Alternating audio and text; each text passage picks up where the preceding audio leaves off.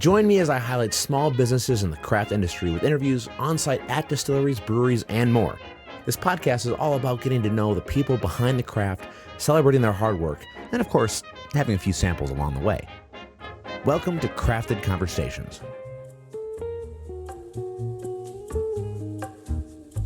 In this episode, I traveled to Smyrna, Delaware to visit Painted Stave Distilling and speak to one of their owners, Mike Rassmusen. The most unique thing about this craft distillery is the building's history.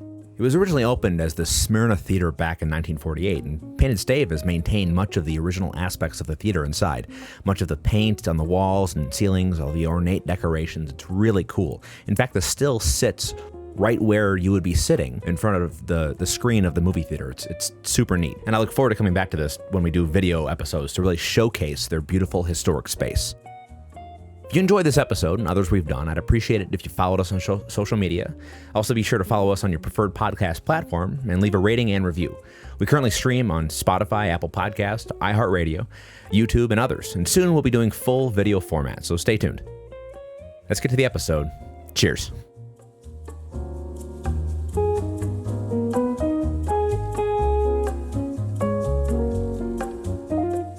So, Mike, I'm here at Painted Stave in Smyrna, Delaware.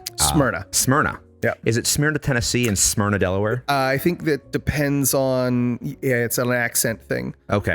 So we get Smyrna, Smyrna, and but around here it's Smyrna. Smyrna, okay. Mm-hmm. So Painted Stave Distillery in Smyrna, in Delaware. This is my first distillery in Delaware. I haven't been to Delaware much, so I appreciate you having me here. Yeah, thanks for coming. Yeah. Well, first of all, just tell me about yourself and how you got into some fun distilling. Cool. So myself and my business partner, both of us actually come from academia, right? We don't have like a story that's like my grandpappy was a moonshiner kind of thing. We were both academics. We both actually moved to Delaware through the University of Delaware for graduate work. And we had both ended up in our respective fields.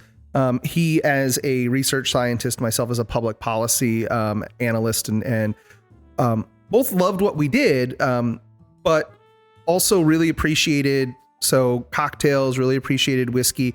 And if you go back about 12, 13 years when craft spirits were first starting to really appear on the scene, rather than niche things that you could find in like one market, when you started seeing some brands that were popping up, this is before we even knew each other, we both got excited about the idea of creating really neat craft spirits and being able to do it at a scale that seemed really attainable. Sure.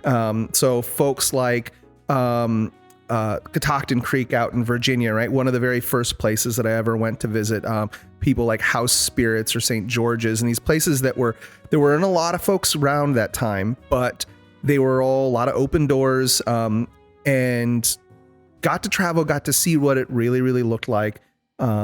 And eventually, I think we sort of both at the same time hit the point where we were like, hey, I'd really like to do this. Fortunately, we both have very supportive and understanding wives. And I had bought like the business planning for dummies book, right? Like, how do you go about writing a business plan type of thing? And Delaware's a tiny little state. So I had been talking to a couple of friends and I thought this might be fun. One friend said something that somebody else overheard and was just like, well, I got a friend who wants to do that thing too. And before you knew it, we were sitting down, having a drink at Iron Hill in Wilmington, which is one of our local brew pubs. And basically we wanted to do the exact same thing. And, over a couple of cups of coffee and a couple of beers, kind of like hashed out what we thought a craft distillery could look like in Delaware, and got to work. That was almost exactly 12 years ago at this point. Wow. The fall of 2011, basically like that, we kicked it off. Right, you said you haven't been to a distillery in Delaware. There aren't many. Right. So I'm not at all surprised by that. And when we got started, we wanted to get started, one of the first challenges was that you couldn't even legally open this business. Delaware did not have a distilling law. Dogfish Head had started making some spirits in their brew pub because the law was so broadly termed. It said you could make alcohol, and if it was made from barley. And Sam from Dogfish said he's a great guy. He sort of has always bent the rules a lot. And so he just started sort of making whatever he wanted. And eventually that they caught on and they're like, wait a minute, you can't actually do that. But so in 2012, we actually wrote and crafted the craft distilling law that made craft distilleries legal here in Delaware. And by the end of 2013, we had signed a lease on this old movie theater in downtown Smyrna, started renovating it January 4th of 2013, and opened our doors almost exactly 10 years ago, November 8th of 2013. And throughout that process, there weren't a lot of ways to go and like learn about this, right? So what we did is we went out and we visited as many distilleries, anybody who would open their door. We went and spent time with people. We talked to the consultants, but there weren't classes. There weren't the easy ability to go to school and get training. There weren't a lot of people to turn to. So it was really a lot of figuring it out, relying on entities like the American Distilling Institute, Bill Owens, trying to get our head around what this could look like. Sure. And our ideas and our concepts were totally wrong. We look totally different than we had planned on paper 12 years ago, but we're still here 10 years later, making some cool booze and sharing it with lots of people. Well, kudos to that. I mean, you did mention the space that we're in, and I want to know more about that, but I'm curious, were you a whiskey drinker prior to this? Why was distilling the thing that popped up? Why not craft brewing or something different? Well, so I loved whiskey. Long before I was supposed to be drinking whiskey, I was the kid who'd show up to parties in high school with, a bottle of whiskey or a bottle of gin or something like that. Guaranteed I didn't have to share with anybody, which is great. Always loved spirits, right? That was always something I got into, making cocktails. That was something that I always really, really enjoyed. We would throw fancy cocktail parties. Don't get me wrong, love beer, love wine. I don't have any tattoos and I can't grow a beard, so I can't be a brewer. I'm just, fundamentally excluded from the Brewers Club. I have lots of great friends who are brewers, but that's probably part of it. I knew lots and lots of people making great beer, right? But I didn't know anybody making the spirits, the things that really drove what I was passionate about consuming the whole time. Sure. And so it was seeing somebody making, this is out at House Spirits in Oregon, was really the first like craft distillery I got into, and like tasting, before Ryan Reynolds bought Aviation Gin, right? Tasting Aviation Gin 12 years ago and thinking, wow, this is fantastic gin. And it's made in like basically, a little like gutted row house on like the southwest side of Portland. Like, right. This is cool. That got me really excited about the idea of craft spirits. So whiskey and gin have been really favorites for, like I said, long before I was supposed to have them as favorites. Gotcha. And then getting into craft spirits was sort of like a rabbit hole. Going out, buying anything and everything and tasting everything I get my hand on, going to all of the industry tasting nights that were being done at some of the better liquor stores down in DC, up in Philadelphia, trying to really hone what were the things that I liked about spirits. Right.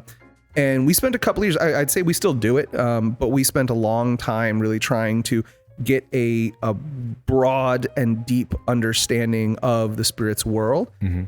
Because, well, one, we didn't want to be a distillery that just made bourbon or just made rye whiskey. We wanted to make lots and lots of different products, because we were driven by the idea of trying to make products that were about how people consume their products. Okay. Right. So most people, it is nice, and the whiskey world loves, like the Glencairn glasses and the big ice cubes and all that, but that's still a tiny percentage of the people who are out there experiencing and enjoying spirits. Right.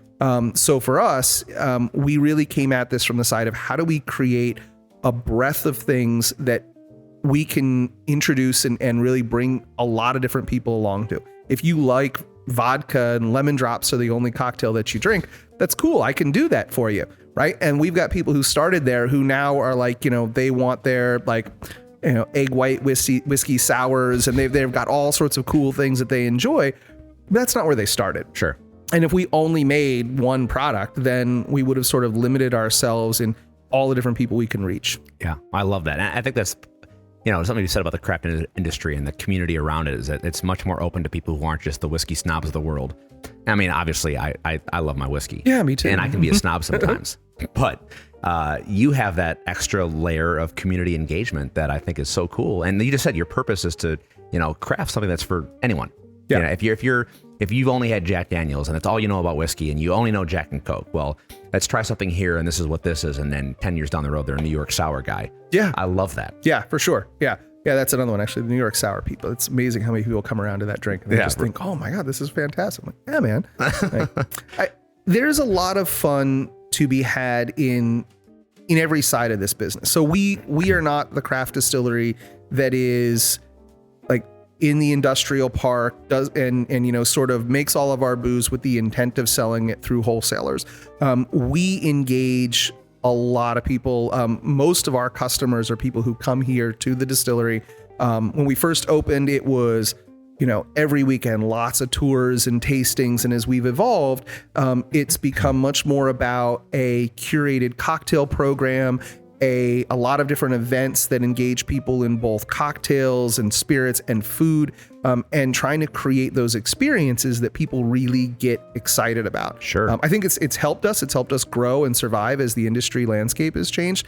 But it's not the business model that I think a lot of people thought craft distilling was. Not the business model I thought craft distilling was, 12 years ago when we were first getting started with it. Oh, you made mention too, you're not in that industrial part of the space. And I guess it's a good segue to tell me more about the space you're in, because this is an old 1940s movie theater. Yeah. Tell me about that. When we were looking for locations, as most people do, we walked through a lot of industrial parks, right? Industrial swing space, big open areas, whatever it was, here's the square foot price. The town of Smyrna actually got word that we were talking to somebody out in one of the industrial parks. And great economic development strategy here. They decided to throw a party and invite us to it. And they prepped everybody who was there, hey, make sure you tell them about the old movie theater that's right down the street. Hey, make sure. So everyone was on message, right? We, most of the who's who of the town were there at this party. And by the end of it, we're like, all right, I guess we really have to go look at this movie theater because everybody brought it up. Right. And we loved it, right? Cool old movie theater. It hadn't been a theater since, hadn't showed movies since the mid 70s, hadn't even been used for music performances or stage performances since about 83 or 84. And when we walked in, it had been abandoned for 8 years. The ceiling is falling down in a bunch of places. Very hard to envision what that's going to look like compared to the ease of walking into an industrial swing space. Sure. So I think our first reaction to it was just oh, that'd be really cool. No, we can't afford it. But eventually we kept coming back around to it. We kept engaging with other members of the community, and eventually the right sort of group of partners and the right supports came together to make it feasible. And boy, are we really happy that it happened. So it's a cool old building. It was a single screen theater. It had 2 empty lots, one on one side and one on the back side, that we knew could give us the ability to build on. We've had to since add a 5,000 square foot warehouse for barrel storage and other things. We've built an outside event space and all of that. So it had the flexibility there, and it had a really cool bones and had an awesome story. We get to be the keepers of the story of the theater where people went on their first dates. They took their kid to see, Bambi here, stuff like that. So we get to play a bigger role in the community because of the building that we're in, I think. Do you think that adds? I mean, it's one thing I was asked craft distillers because, you personally have a story of why you got into this. You also have the story of the building you're in. Do you think that adds to the nostalgic and the sales and the quality of the spirit that you're making in the building? I think I'd like to say yes, right? So when we got started, we themed a lot of our products after the movie theater. Most of our stuff has been rebranded at this point in time, but our first vodka was Silver Screen vodka. That's awesome. Right. We did a number of different movie themed sort of special releases. We've got some special whiskeys and things that we did. And we tried really hard to integrate the theater aspect into a lot of the marketing and the stuff that we were doing. As we grew and started seeing our products leaving the state. They're heading out into different states through distribution. The story of our location isn't as important in marketing the product as conveying the flavors of the product, conveying a little bit more about what the product is really going to deliver in the bottle. Right. So we've actually shifted away from some of that. We still do it with some of the things that we integrate here, but it's become less of a component of our marketing and our story over time. Whether that will change, I don't know. But it's sort of that part of our evolution has been changing, that in how we integrate that piece into our broader story. That makes sense. And I mean, either way, you still have this space that people can come to and see the history. I mean, you have photos of the old, what it used to look like as a theater, which is really cool to see. And when you walk in the distillery itself, you actually have the original painting on the ceiling. And it looks like a theater when you walk into it. Yeah. It's wild. Yeah. And neat. So when we first started renovating, it also had the sloped floor, right? You can imagine the floor dropped a couple of feet by the time it made it over to where my still is on the other side.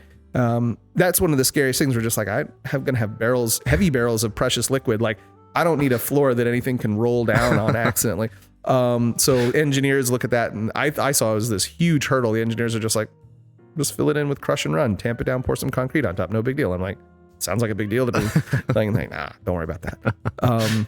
And another weird little thing that we get, and it's actually funny, people reach out to us from all over the country because of this, because we are, as far as I know, the only distillery in the country that is immediately located next to a church. Oh. Our immediate neighbor on the east side of, or the west side of us is a Presbyterian church. That same night, right, we're having this party and people are talking about the movie theater, and I'm just like, movie theater's right next to a church. Like, isn't that going to be a problem? And they're like, well, here's Reverend Riley. And what do you think, Reverend? And he's like, I like it.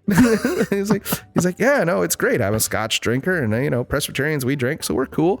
And we're like, oh, you guys thought of everything, didn't you? Like, we really. But people call us from all over the country and like, hey man, how did you guys work that out? I'm like, our story is going to be different than yours, probably. Yeah. Like, wow. They had that. The town had that on lock before we even got a chance to ask that question. Right. That's neat. Yeah. I mean, it probably helps that you're right next door. It probably help with the community. Yeah, absolutely. Right. I mean, yeah, we make sure that they get what they need for events and things like that. And when they need an outdoor space or something like that to do a little event, we're right here. Being good neighbors. Being in a small town is all about being good neighbors. Absolutely. And so as we've grown, as we've added on things, if we've integrated, we do as much as we can to make sure that we're an integrated part of the community here. Yeah, and you had mentioned before we started recording that a lot of the stuff you source is local too. Mm-hmm. How important is that for you to make it that quality product that is made from the stuff that is here in the local community? I think that to us, that was one of those pieces that we knew we wanted to have as part of it from the beginning. There's some limitations that come with that, and obviously you have to be flexible. Mm-hmm. We don't live in a spot where you can get absolutely everything locally, but the idea that distilling is really an agricultural practice, right? And it was based on what you had available, what grew well in your area is what you were likely to be making spirits from. In many cases, it was leftover grain. We now would call it value-added agriculture. So I think there's a part of that history that I think was kind of fun and important for us to embrace. We're also fortunate in that we can get almost everything that we need. So there's a lot of good, high quality grain growers around here. We can source pretty much all of the organic and or non-GMO corn and rye and barley we need. Proximity Malt House, there's a big malt house is open in southern Delaware. They've been a great partner in being able to provide all of the malts that we need. Now, sometimes, you need something weird or specialty and you've got to go out to a larger supplier, but it also makes economic sense. I mean, I'm not paying to ship corn from the Midwest. Right. I'm not paying those additional freight costs. So it allows us to both save on some of those shipping costs, use high quality products, and try and keep some of that economic impact in that probably couple 100-mile range where we are here in the Mid-Atlantic. Yeah, well, and that makes sense. And I mean, it probably adds to the market value because I think the market's shifted quite a bit. That's people prefer to have local stuff. Yeah. Which I think is impressive because it helps you and I out as whiskey drinkers. Yeah. The more for the sure. merrier. Yeah. And it gives you, I think that there's an interesting debate in the whiskey world around the concept of terroir. In wine, it's a big thing. There's a lot of folks who, the provenance of the grain and the heritage stuff. And I tell you, I don't put as much stock in it as I know some of my friends in the world do. I do think that there is something to be said for aging environments, the humidity, the temperature changes, all of those pieces. The Mid-Atlantic has its own environment compared to friends in upstate New York or friends down in the Carolinas or folks out in Wisconsin. Yeah. So there's a lot that creates, I think, some of those regional differences and regional sort of unique talking points. And that's helpful. It's helpful for the consumers because you get to try a lot of different things. It's helpful for the producers because you get to talk about things as how they might be a little bit different. Exactly. No, it adds character to the story and the whiskey. And did you, when you first started, were you sourcing anything or was it your... On the whiskey side, we've never sourced a drop. Okay. Everything that we've made on that, we do source NGS for our vodka and gin production. Sure. It's because it makes economic sense. So when we opened our doors, like a lot of small distilleries, we opened with vodka and gin. It was 2 years before we had our first yearling bourbon. But the whiskey was really, I think, one of our big motivators in wanting to create a lot of and fun different whiskeys. There's two sides to the sourcing world. There's the folks who pretend that they're not doing it and lie about it. And there's the folks who have always been upfront and honest about it and sort of, embrace that as part of the industry. I have a lot of appreciation for the folks who've done that hard work, bringing in and making good booze from somebody else's juice. But it wasn't where we were at. It's also economically, it's kind of tough. Yeah. When we opened, so right now, access to aged whiskey is not terribly hard to come across. Access to barrels, while it's a little bit tighter, it's a bit harder. It was a 1.5 year wait before we could get our first barrel. Really? Like first empty barrel coming through the door from when we placed our first order. Wow. So we opened during the great barrel shortage. And at the same time as every available drop of booze from MGP had been gobbled up. So we couldn't have sourced booze if we wanted to, really. We couldn't have afforded to, even if it was in our business plan. Sure. So, wow. That's interesting. Was that something that you learned after you'd already started the path to making a distillery? Like, yeah. Oh crap, there's no barrels. Yeah, it was funny. So in 2011 or 2012, we were out at one of the American Distilling Institute conferences out in Kentucky and talking with some of the barrel makers. And they're like, yeah, if you want anything, just like, get on our list as fast as you possibly can. And we're like, well, why is that? And they're like, well, we don't have any wood. Yeah. And I'm like, what do you mean you don't have any wood? And they're like, so the barrel world is very unique, but like you imagine this, nobody cuts down 100-year-old oak tree to use, 10% of it to make barrels. Right. You make all of the other things. Well, a lot of those other things that it's made are wood flooring, wood cabinets, all the stuff that in 2010, 2011, nobody was renovating their houses. People weren't building new houses, right? All of that other use of the wood wasn't there. Yeah. So they had stopped cutting down the trees because they didn't need as much of it, which led to shortages in the barrel industry. And so it was tough when we wanted barrels that first year. They'd call up me like, hey, I've got 2 barrels. Do you want them? You have to say yes or no immediately, or else I'm calling the next person on the list. And we're like, you just start saying yes. You end up with a weird collection of barrels. Sure. Rather than being able to source like one type of barrel with one char from one manufacturer. It's great for consistency. Right? That's where you want to be. But that first year, we're just like, yeah, 15-gallon barrel from you, 10-gallon barrel from you, 30-gallon barrel from you. We'll take whatever we can get. Yeah. Wow. Man, like I said, adds to the craft part of it. Yeah, exactly.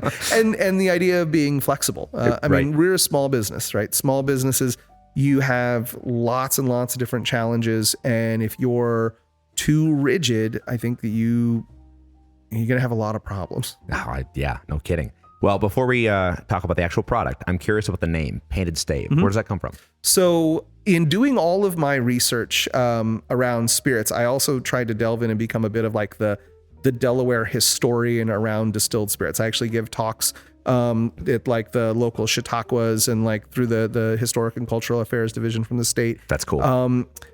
And in doing all that research, I was sort of collecting cool bits of information. So Painted Stave doesn't actually come out of Delaware. It comes out of Virginia, roundabout Richmond, Virginia. And it was a reference, but I found it in like microfiche in the University of Delaware basement.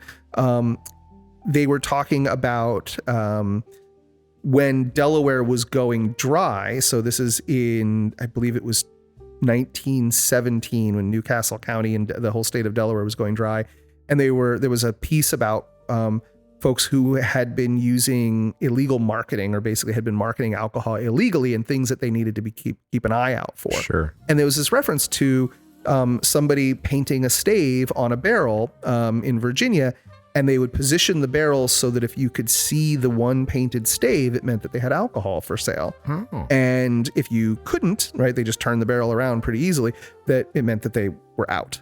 And I was like, oh, that's a kind of a cool thing. And it played into a whole, there's a lot of these like reference points, like going to see a blind tiger, or going to see a striped pig, or like things like that. These were these like code words that were used. And so it was one of those random ones I came across, thought was really pretty neat. And it fit in well with, sort of, I think, how we wanted to present ourselves. Sure. We've actually taken it and owned it quite a bit. So for that first year, and for a number of years since then, we take apart a whiskey barrel and we give the staves out to different artists. Oh. We actually just, if you were here a week and a half ago, you would have seen painted staves on all of the walls here in the gallery. All different artists. And then we bring them back together and we auction them off as part of our anniversary. And all the money goes to support a scholarship fund to get young girls engaged in science and math programs. So the walls are covered in painted staves. And it's something we were doing it every year. Now we're going to bring it back every couple of years and do something like that. That's so cool. It was kind of a fun way to integrate the name and a little bit of an event that we do here. Yeah, that's wild. I love that history that you've made into a modern thing. That's so cool. I mean, that's a lot of the fun of. We are ultimately, in some ways, we're historians. We're telling the story, right? People, even in the products, people come and they want to know about gin and they want to know about bourbon and rye whiskey. And those are a lot of fun stories to tell. The product is important, no doubt. But I think it's really neat to also, and we train our staff on this a lot, to understand that these are products that have a really cool, long history. In some cases, some things are totally new, right? Fully inventions. You got one of those on the table there for you. But the story is important. And Sure. I think the stories engage people. And we can tell a lot of different stories between the building, between the distillery, between the production, all those kind of things. That's so cool. Well, I think we should cheers to history by tasting some of your product. There you go. Walk me through what we got here. Okay, so I started you off on the, I guess it's the left-hand side there, with our gin. Okay. So our gin ends up still being one of our best-selling products. When we set out to start making gin, one of the biggest challenges is that people are all like, nah, I don't drink gin. Tastes like grandpa, like, or smells like grandpa, hopefully. Like that perception of gin as being the London Dry, heavy juniper forward style of gin, which I actually really enjoy, but it is a massive turnoff to a lot of consumers. And there are a ton of fantastic gin cocktails that you can't make with vodka or whiskey, right? And so when we set out to craft a gin, we looked around, we did a ton of tinkering with different botanicals, different levels of infusion, and wanted to craft a gin that was of that more botanical forward contemporary style. So where early ones that we'd point towards would be Blue Coat Gin out of Philadelphia Distilling, Aviation Gin, which was out of House Spirits. Those are two of the early ones. Hendrix would be one that you'd point toward, even though that is a little bit on that London Dry style. Sure. The idea of boosting some of the botanicals and downplaying the sort of the holy trinity of gin, the juniper berries, the coriander, and the angelica. So what you see there is a lot of lavender, lemon balm, orris root. We use Delaware's state herb, which is sweet goldenrod, which has a light anise sort of characteristic to it. But you still have the juniper still in there. The pepperiness from the coriander is still in there. But it is a very light, very floral style of gin that we think does a really great job of engaging non-gin drinkers. And it's been every year, it's, if not our number one, or it's our number two selling product. Really? Since we started. And I'll say, as one of those non-gin drinkers, I hate the Christmas tree drink. Yeah. It's too much for me. One of my favorite parts about doing this and going to distilleries, I love whiskey, obviously, but learning about the different aspects of gin and vodka that exist because, hey, you're doing craft stuff, so let's try different things with this. And the market eats it up. So that's probably one of my favorite learned moments is finding gins that I like. Yeah. And you're right, this is very floral, and that anise, I love that anise flavor. That's good. Yeah, it is. So gin is really flexible, right? And I've had so many gins from all over the country and all over the world. And it's really neat how people can put a really, I don't want to say easy, but like, you don't have to go crazy to find something really cool that you can integrate with it. Right. So there's a small distillery out in San Diego that uses a lot of cilantro in their gin, right? My wife hates cilantro, but I dig it. And they're like, oh, we're going to put this like, sort of like this heritage that we've got, these like flavors that are part of our culinary tradition. We can integrate those right into it. You can do a lot with it. You can look around. There's folks who are out there foraging for wild botanicals. They're putting spruce tips. They're putting, like all sorts of neat stuff in gin. And it's quick. You can make it today and proof it tomorrow and bottle it on Thursday and have it on the shelf on Friday. Yeah. So if you're a small distillery opening up, gin and vodka are two of the places where you're likely, unless you got lots and lots of money, that's where you're probably going to be. It doesn't mean that it is a thoughtless product. Sure. It doesn't, just because it can be done quickly doesn't mean that it's not something that I think can be very, very nuanced and interesting. And more we're seeing lots of people come through. We get the gin people who, are just really excited about gin, and that's why they're here and they want to try the gin that we have just as much as we get the whiskey people. Of course. Have you played with any like a barrel aged gin or any of that stuff? So we, as far as I know, we were the first distillery in the country to ever release a bottled in bond gin. Oh. So as soon as the federal government made this something you could legally do, we had been aging in red wine and ex-bourbon casks some of our gin for 6 years. Oh. And we really loved it. We're like, I don't even know how we're going to exactly sell this. And we're like, all right, cool. And it was actually Total Wine bought all of it. I think we ended up with a couple of cases left over here, but they really liked it and they rolled it out and through their Spirits Direct program to a few different states. We had people call about it because they're like, oh my God, I found this and I can't get it anymore. Where do I get it? And we're like, nowhere. Like you hold on to it. Right. But it was unique in that we had let it age for 6 years versus some of the barrel aged gins. Like you'll see, maybe a couple of months or even weeks, depending on the barrel. We went with some very, very well used barrels, and let it ride for a very long time. Oh, I still have a bottle at my house, obviously, but, really super cool. Makes fantastic.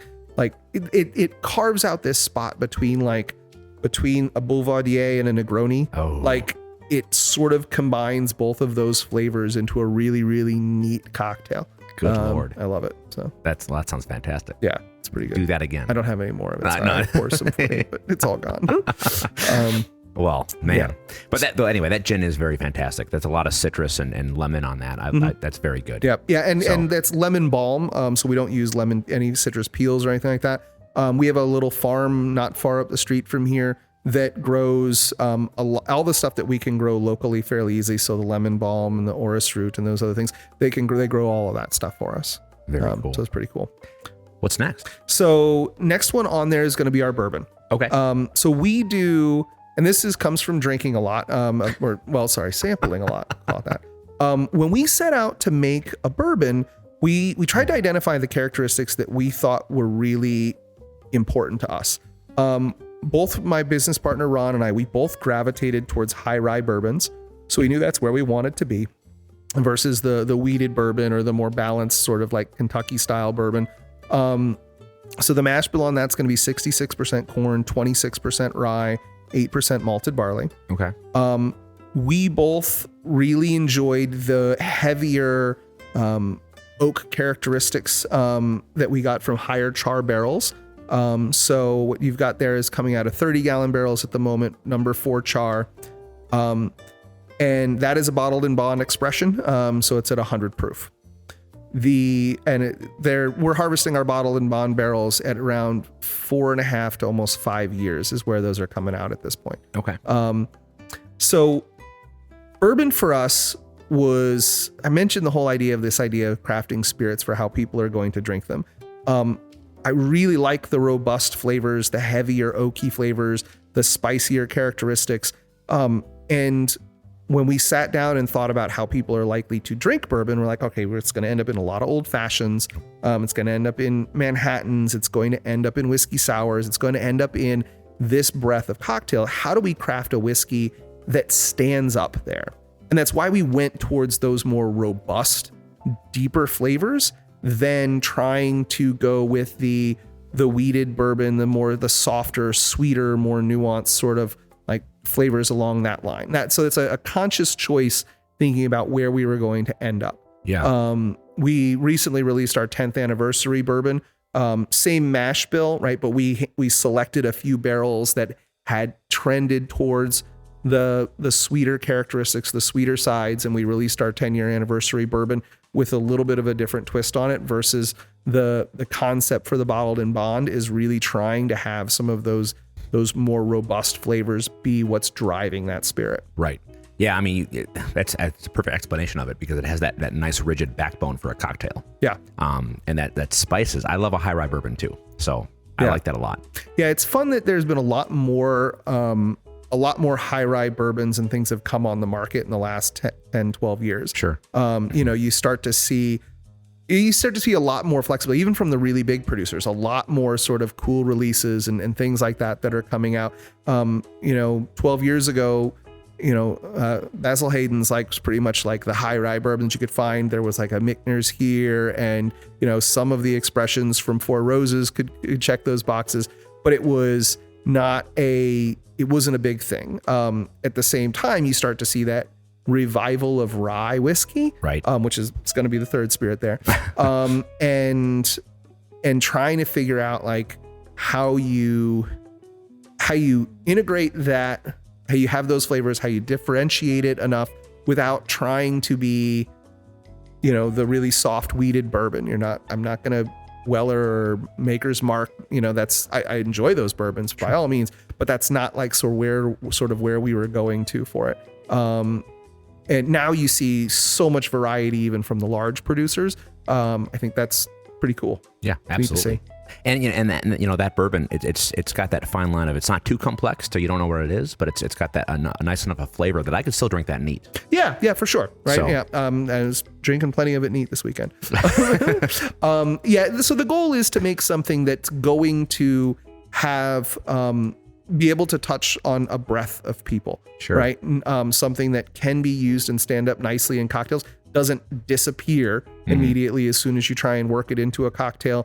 But also something that, on the big ice cube or neat, is going to be appealing to a pretty broad group of people. Right. Absolutely. Yep. Well, speaking of things that's starting to, pop up in more palates, rye. Yeah. So, and rye is a lot of fun. I will tell you that when we went out starting to drink ryes, nearly everything that you could get was MGP. Right. Right. I mean, that was pretty much what was available on the market. There were a couple of the big houses, you could find, Jim Beam had their rye, but almost everything was MGP, or it was some of the small producers. So Dad's Hat was out on the market. You could find St. George's had a rye. There were a few of the smaller producers that were making some neat ryes. And it was also at that point where they were people were having a lot of conversations about the rye styles. It's still a debatable thing. But so we sat down and we tried to taste as many ryes as we could, which is a lot harder to find than bourbons 12 years ago.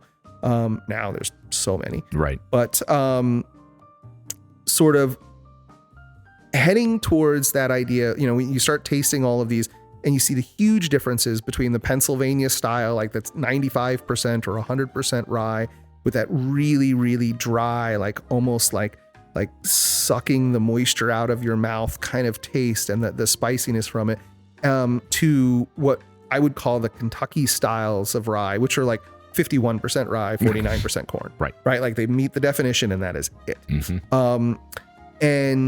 And then you had a few of them out there that were in that what I call the Mid-Atlantic style. Maryland calls it the Maryland style.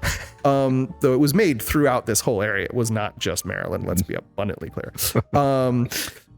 Where you were integrating more corn into the mash bill, right? And we talked about it being an agricultural product. Mm-hmm. So, rye grows very well in Delaware, in southern Pennsylvania, in Maryland, but corn also grows fairly well here. You go further north into New York and Pennsylvania, at least, 150, 200 years ago, corn did not perform very well. So it's no surprise that these variations of whiskeys developed because of what you had available to you. If you were a farmer, if you owned a mill, this is what you were milling. But the Maryland style, I think, is very approachable. And so that's where we gravitated towards, that little bit of corn. So the mash bill that you've got here, 70% rye, 25% corn, 5% malted barley. That corn provides some sweetness, a little bit more viscosity, density on the palate, some of the structure that you find in bourbon. It's not as all the way there. It's got more of the spice and those things that are driven from rye. But a lot of the folks we found who don't like rye, one, they thought rye was Canadian whiskey and everything was 100% rye coming out of Canada. Little did they know. But a lot of the folks who maybe had tried rye whiskey, and they had tried the Pennsylvania style, were like, it's just too much. I can't take it. And so we were like, all right, well, this is a way to introduce people to rye. It takes some of those great components, works them into a spirit, but balances it a little bit better than, trying to go really, really sweet like the Kentucky styles or really, really dry like the Pennsylvania style. Yeah, absolutely. Well, and I know that's a high rye in there, but it's not offensively spicy. Yeah. And there are some ryes out there, like for instance, Catoctin Creek, and I talked to Becky, and she's great. Yeah, Becky's great. But that's 100% rye. Yeah. However, they do it in such a good way that it doesn't offensively just spice you out. Yeah. There are some ryes out there that are just rye spice to be rye spice. Yeah. And this is a good, even that for me, that barley comes through. I love chocolatey notes in whiskey. Yep. So that's a very, like a sweeter, nice spice. Yep. Rye. Yeah, a little bit. Yeah, that would have been very early on, one of the first ones that we would have tried, Becky and Scott from Catoctin Creek. And actually, if you haven't had a chance to try their hot honey one. Good. Yeah, I just had some of that. She and I were out in Austin, Texas a couple of weeks ago at an event, and we were trying some of that. It's pretty tasty stuff. Yeah, very good. I think that's in every spirit, there's trying to find balance, right? And we often will get the question, well, what makes your spirit unique? And we're like, okay, well, here's the things that we're putting. It does not mean that I'm making something that is 100% unique from anything anyone else is making. Here's the reason why I'm making it. Here's the concept and what goes into it. And I think that is part of, again, that story that you get to tell a lot of. Right. And as a distiller, I get to sit there and say, hey, here's the choices that I made. Here's how we modified that mash bill. Here's the barrels that we choose to use with it, because we want to try and capture those pieces. That is, again, what you had right there is another bottled in bond expression, just about 5 years, 100 proof. And that's where you'll see that we have now, I think, 3 bottled in bond whiskeys that we've got out right now. And you're seeing more and more bottled in bond expressions being released from craft producers because it's a measure of quality that I think we're pretty proud of. Sure. It takes a lot of time, a lot of money, to be able to stock away whiskey and let it sit for 4+ years, to sell it at 100 proof when you could be bottling, getting 20% more bottles if you bottled it at 80 proof. Right. So we're really, really proud of having those bottled in bond expressions for some of our spirits, because to us, that is the investment that we've made. And a way to sort of utilize that measure. For a long time, bottled in bond wasn't anything unique or important, right? And a lot of the bottled in bond bourbons never even left Kentucky. Sure. You had to go out there to find them. But I think we're seeing, from a consumer standpoint, more knowledge about what that means. and more understanding that for smaller craft producers, that is a badge of honor that I think a lot of us are wearing at this point. So. And I think that it's twofold with rye, because I haven't seen many bottle and bond ryes, and I mean, probably it's because I'm doing this now, but I've seen a lot of bottle and bond ryes in the last 2 years. Yeah, and it's great. I mean, it helps the rye influx, because bottle and bond, I mean, back in the day, it probably meant a little bit more. And nowadays it's kind of a branding thing, but it still says it's a mark of, this is the whiskey that you made here at your distillery. Yep. So, yeah. And I think, so we've obviously watched our whiskeys mature, in a great level of detail over years. Rye whiskey, there is some rye. I think rye whiskey starts to really hit its stride after 2 to 3 years, versus bourbon, as we're seeing it. And I think in speaking with other craft distillers, they see the same thing. It has a longer lead time to it. So they're more like 4 to 6 years where you see your bourbons really, really hitting their stride. Right. Rye, so it's not as oily of a grain. It's a pain in the ass to mash. But it doesn't produce, so like when you're making a corn fermentation, you start to see some of those corn oils. Cooking temperatures really matter, but there's a lot more ester formation. It's a more oily grain. It's a more oily spirit. You have to be a little bit more judicious in your cuts, especially if you're not going to be aging it for a super long time. Right. So it takes a little bit longer for those corn-based spirits to mellow out and really, I think, come into their own, versus ryes really, I think, mature faster. So there's a lot of great ryes out there that are 3 years old, 2 years old. I mean, you see producers who've been putting stuff out like crazy, like Catoctin Creek being one of them, Dad's Hat being one of them. They produce some fantastic ryes, but they're not sitting on them for 6 years. No. For the vast majority of what they're releasing. That 2 to 3 year time period, rye's really done a lot of its maturing at that point. So I think that's probably why it's been longer time to see more of those ryes, because you don't have to, right? Yeah. You can really, really put out some really great ryes that are 2 to 3 years old. Absolutely. Yeah. I have never heard the perspective before. That makes total sense.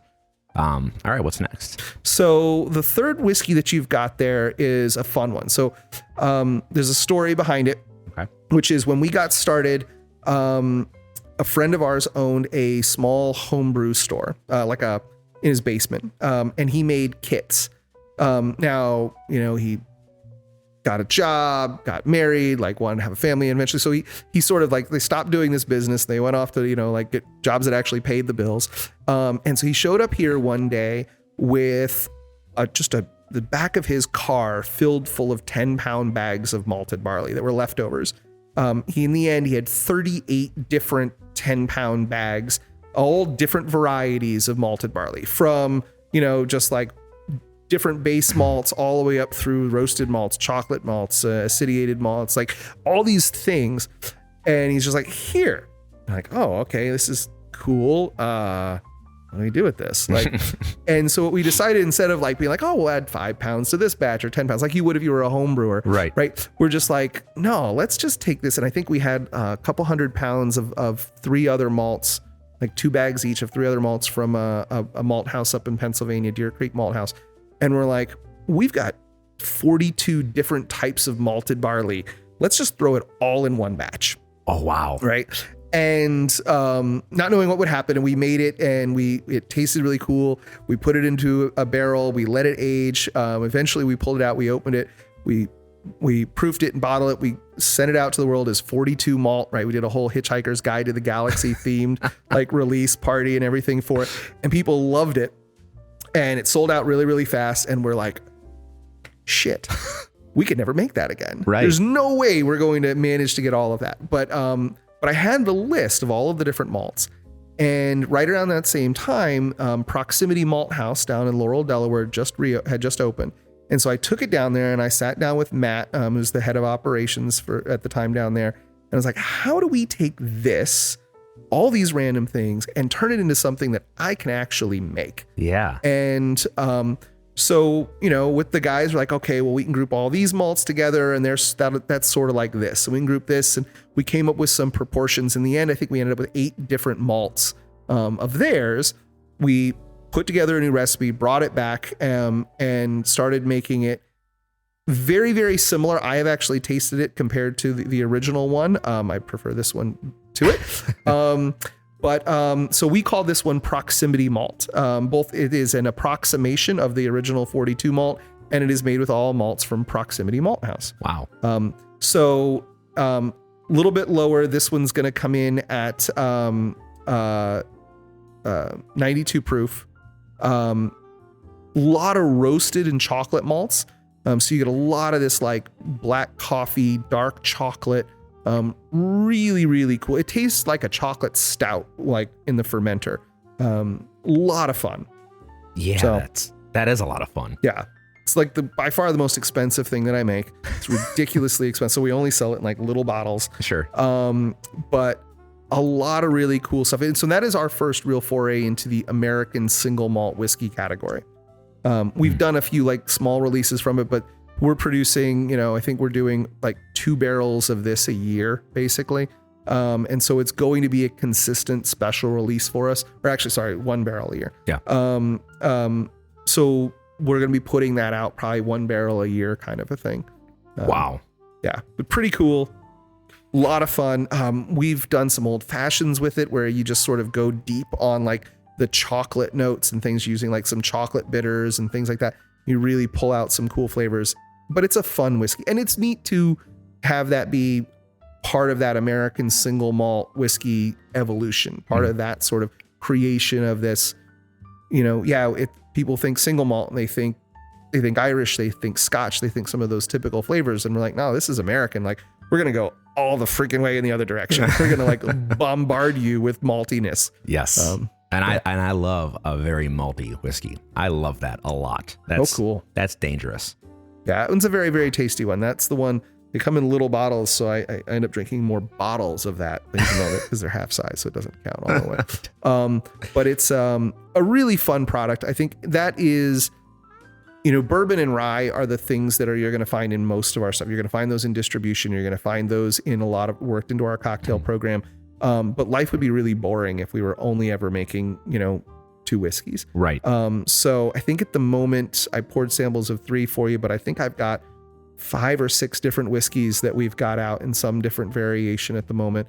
And then the barrel house, every year there's 1 or 2 weird experiments that we've got. There's 100% rye back there. There's one where I decided I was only going to use red ingredients for a bourbon, like with Bloody Butcher corn and red wheat and, red malts. Like, so playing around and being experimental. Now those are like, there's 1 barrel or 2 barrels of those. But those are those things that make the whiskey and distilling, and it gets the whiskey fans sort of something else to look forward to.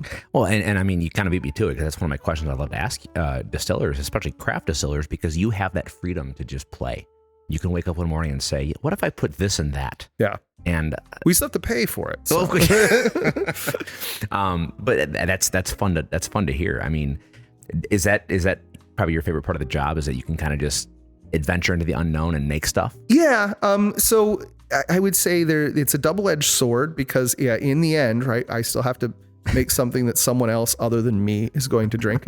Like we've done some cool grappas and things like that, because there are few people excited about that. I mean a few people excited about it. Like, you're just like, oh wow, that's great. We've got 200 bottles of that special release that nobody but like 7 old guys from like, the Italian neighborhood in Wilmington want.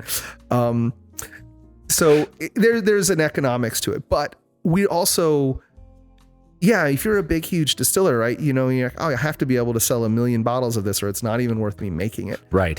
Versus us, who we can pull off some little random things. We'll have a winery call who has a wine that didn't perform as well as they want, and they need to get it out of a tank, or have breweries that, like, hey, this beer, whatever, we didn't sell anywhere near as much of it as we thought we would. What can you guys do with it? I'm like, beer is just whiskey waiting to happen, right? So we do some of these little like one-off things that we know aren't going to be big sellers, but they're going to be those touch points where the evangelist consumers, or the people who are really adventurous, they're going to want to try it. Exactly. And like we can have them come in and try it. They're probably going to grab a bottle of it. I don't need to sell 1,000 bottles of it, right? I just need to, break even on it as sort of an experiment. Right. I'm curious too about cask finishes or any kind of finishes you do. Have you done that? Have you played with that? So a nice thing about having a partner with a winery just down the street is that we've got we trade casks. Of course. So we've got a few different things in the back here. We've done rye whiskey finished in red wine casks. We've done a bourbon finished in red wine casks. This next spring, we're going to be putting out, we make a pot still, our Irish style whiskey. We've got that in red wine casks that we're going to do. So certainly playing around a little bit there. We haven't delved into buying, foeders or port pipes and stuff like that yet. Though it's on our list of sort of, I think, places where we want to be. But we've created some of these fun partnerships and also partnerships with breweries where, hey, we're finishing a beer in a cask that you guys used for a stout or something like that. Right. We've definitely played around with some of those and we're doing more of it. Yeah. I think that once you kind of, you hit your stride, you've got your whiskeys where you want them to be, then you sort of branch out and find those unique places to play around. Yeah, for sure. But was there when you first started this vision, was there a point you wanted to get to that was like, this was my mark, what I wanted to do? I wanted to make a good rye. I wanted to make a good bourbon. What's your baby, I guess? Yeah.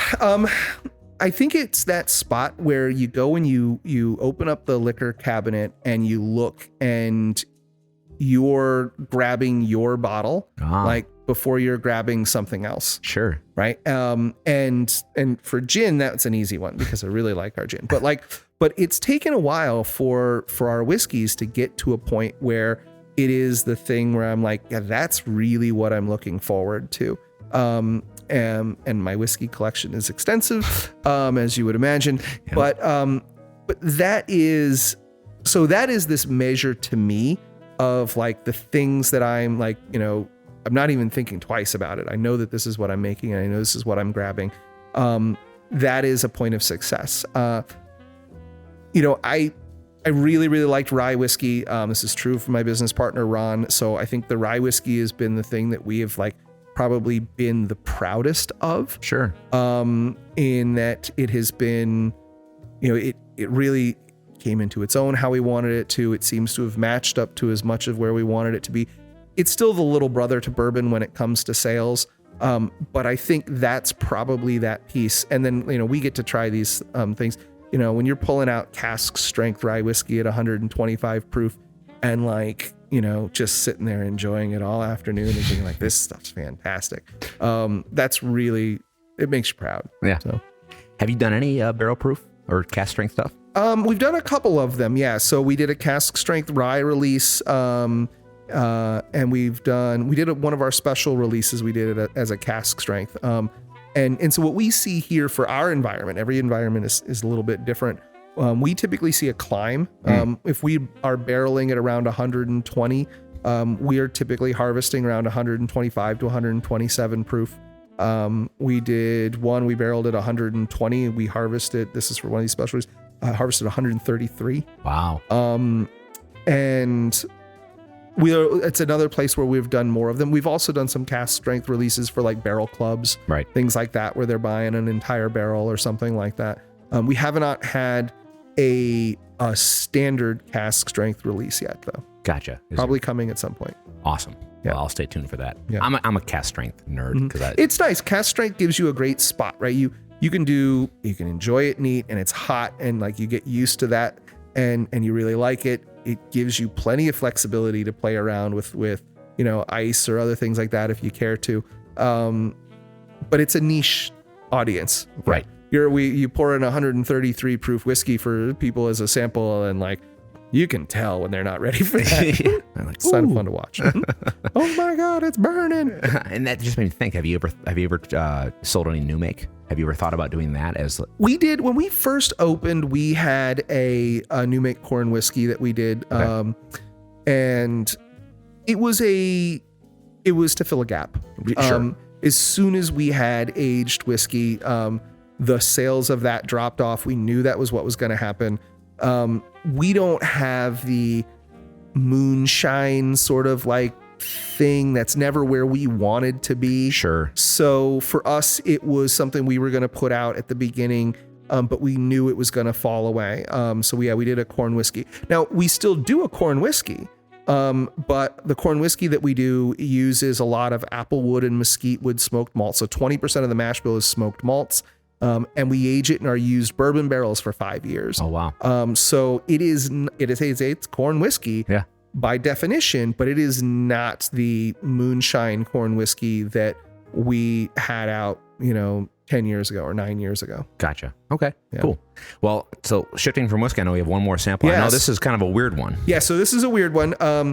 So when we were coming back, this was 2012, we were driving back from spending a week or two out drinking, driving around, not at the same time, obviously, for a distilling convention.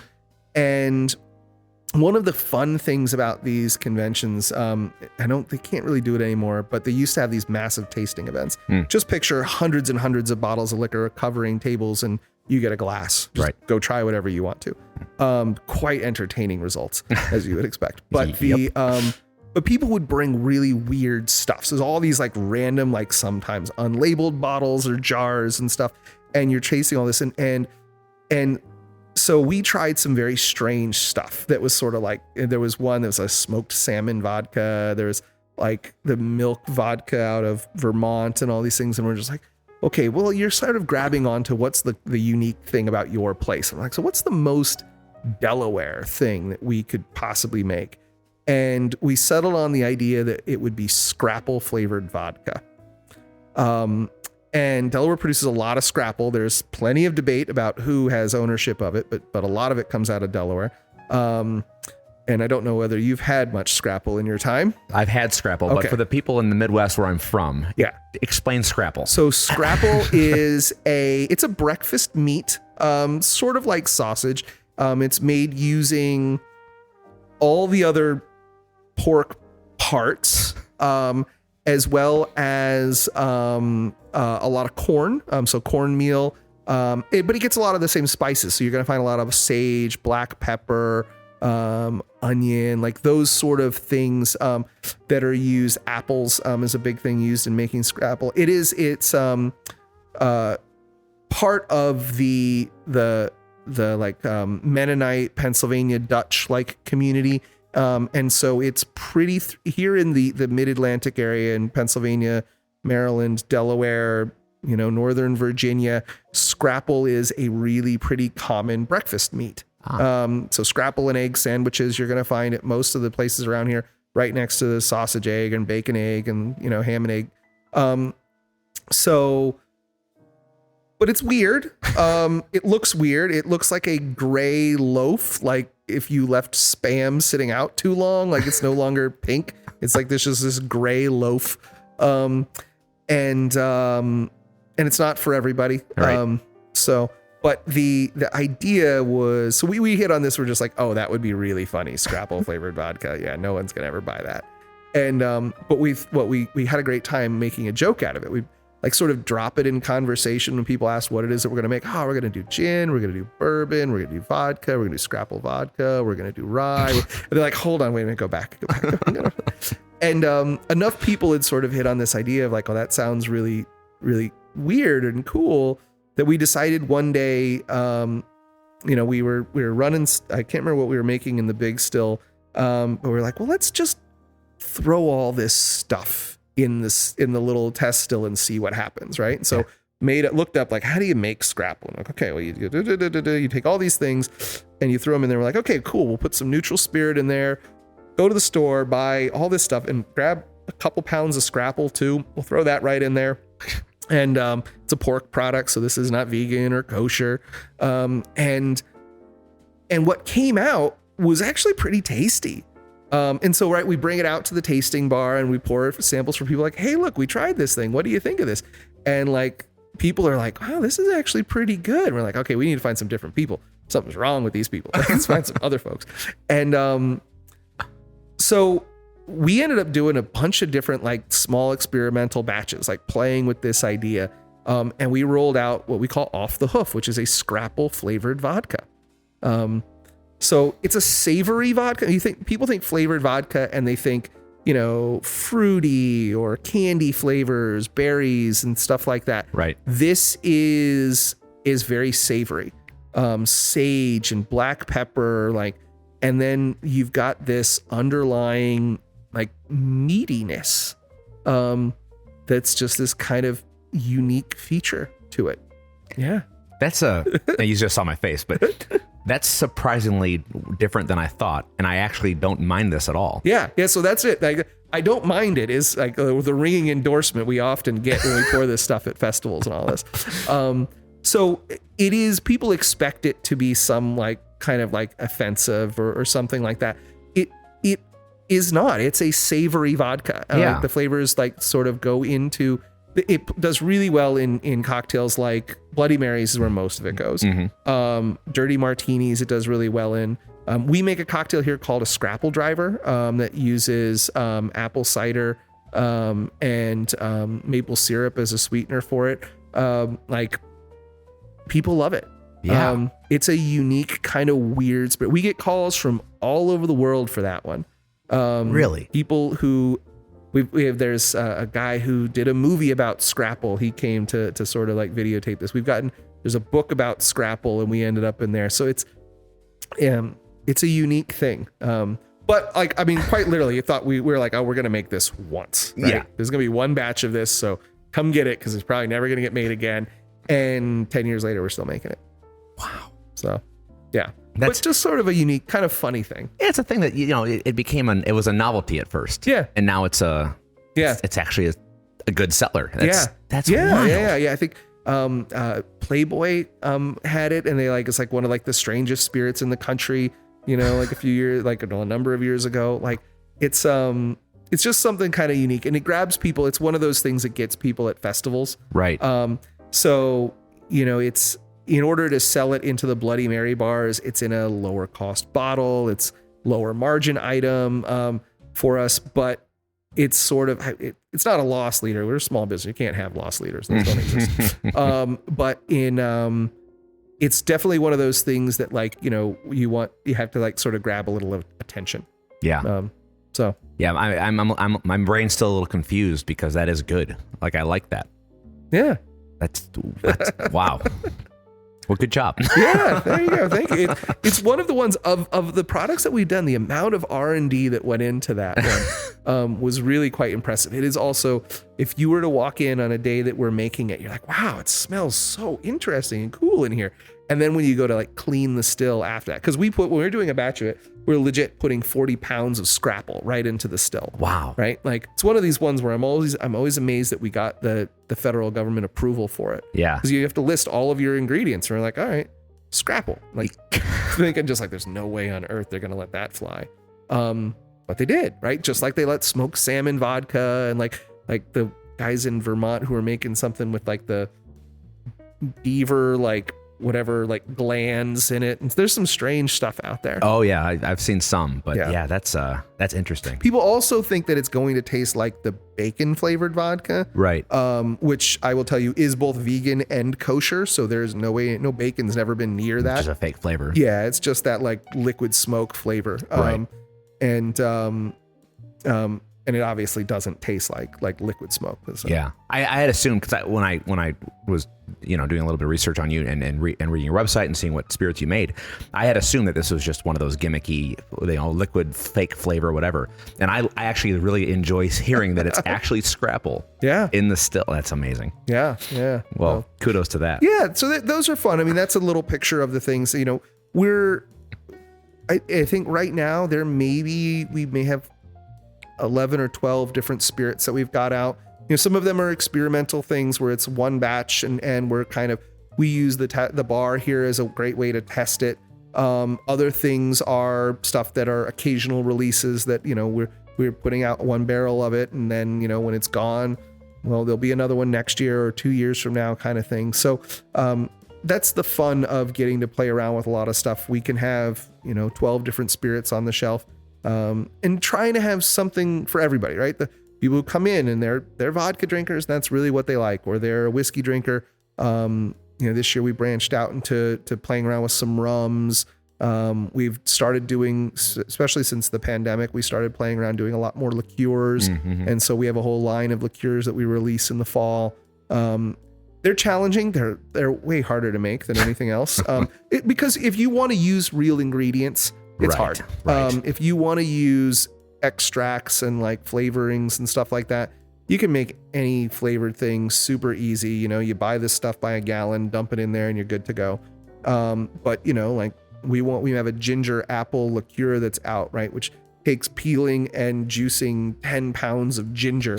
And there's no way I can filter and then we cut it with 10 gallons of apple cider for this little batch. So apple cider from the local like cidery down the street. But it's, you know, there's sediment in the bottle. There's no way that I can take that out. But of course, people sort of embrace that that it's real, that it's natural. It's not just a bunch of fake flavorings kind of thing. So right. Well, no, and it's a testament more to the, you know, the craft and local aspect of what you're doing, because I think the market has shifted to want that quality product. Yeah. So that goes across all the things you make, and I think that's great. Yeah. And now it's not, you don't have to sell something everywhere to everyone and have it be exactly the same thing year after year. Right. I think that people have embraced that there's something local about this. There's something of the moment and of the place that make these things unique, and people are cool with that, right? They want to share it with their friends. You know, it's tricky because Delaware is one of the only states left where we can't ship any product. So it's hard for us to get product out to people, but the holiday season, you know, we'll see tons of people grabbing these special releases and stuff to share them, you know, once a year with their friends and family out all over the country. And it's something I think we see more and more. People appreciate more and more of that localness of a product. Yeah. Even if they're not local, they like the idea that it is local to someone. Absolutely. I can't appreciate you enough to be here and in your space and learn more about Painted Stave and try your stuff. But Mike, it's been an absolute pleasure. So yeah, thank you. Thanks for having me. Yeah, thank you very much. Yeah, cheers. Cheers.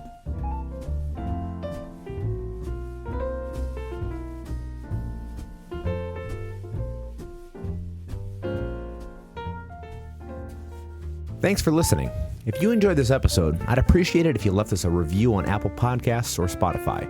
The more reviews, the easier we are to find. Also, if you aren't already, be sure to follow us on social media so you never miss any of our updates. Be sure to share this episode with your friends, and always be sure to drink responsibly. There are quite literally thousands of distilleries, so we're just getting started. Stay tuned for more conversations with master distillers, distillery owners, mixologists, and even bar owners, and more. Cheers.